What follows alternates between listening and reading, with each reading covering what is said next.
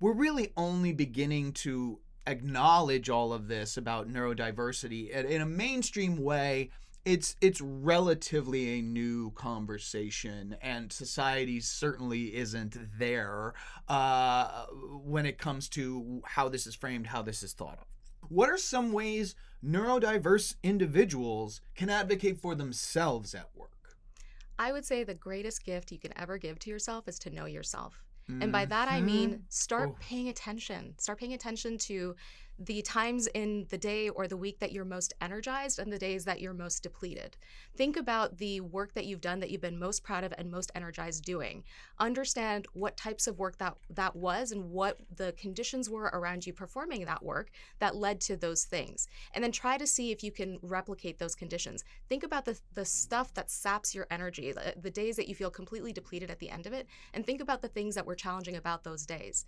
So I would say start from a place of self-knowing and sort of getting really curious about what neurodivergence means for you and how it shows up. The community is not a monolith. Everyone's just a little bit different. 100%. So understand your differences and then start gaming the system for yourself, right? So for example, I have significant severe ADHD.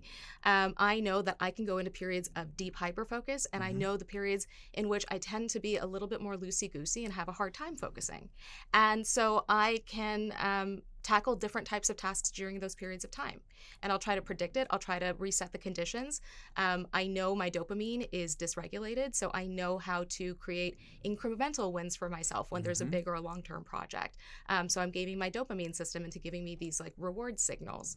Start from a place of self-knowing. Start from a place of architecting your own tools. And then when you think about the organization, think about the things that are working and that aren't working, and frame it to the leaders in your organization as something that's going to improve your work. Don't make it about the person, make it about the work. Yes. Because ultimately, that's what they want to see.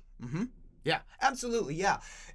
This has come up a couple of times on the pod, but like when you're advocating for change or just introducing anything new into an environment, you have to talk about it from the perspective of the person you're trying to convince. Yeah. Like they don't care like, oh, you're gonna like, I'll be so much less stressed out and I'll be this, I'll be that. It'd be like, people who are dealing with these challenges will give you double-digit increases in productivity and quality of work, and like you're going to be getting a lot for not spending any extra money. You know, so many of these things are just a flexibility of philosophy that can make such a huge change in people's lives. Yeah.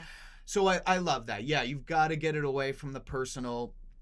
You know, going back to your earlier point, and something that I think we can actually dive into in just a moment, these changes help everybody. Yeah. And maybe they help some people more than others.